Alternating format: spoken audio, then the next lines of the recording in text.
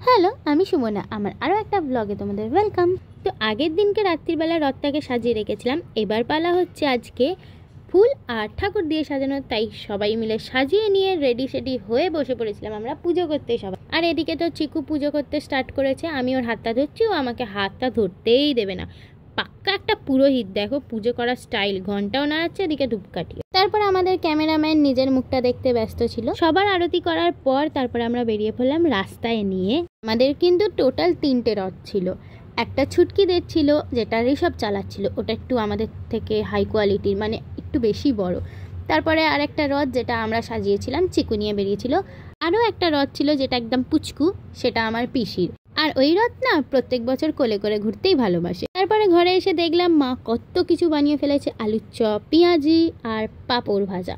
আবার 2-3 রকমের পাঁপড় ভাজা ছিল। তারপরে আমি একটু নাচ করছিলাম, মানে পাগলামো করছিলাম।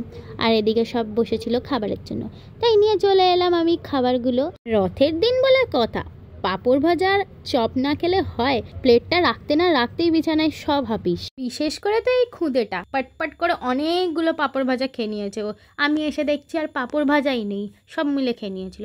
তারপর লাস্টে এসেছিল পেঁয়াজি, যেটা চিকুর জন্য মা আবার স্পেশাল করে বানিয়েছিল লঙ্কা ছাড়া। ওর খেয়ে এত হেভি লেগেছে, বলছে বারবার টেস্টি টেস্টি। এই ব্লগটা এখানেই শেষ করছি, আবার দেখা হচ্ছে নতুন ব্লগে, বাই।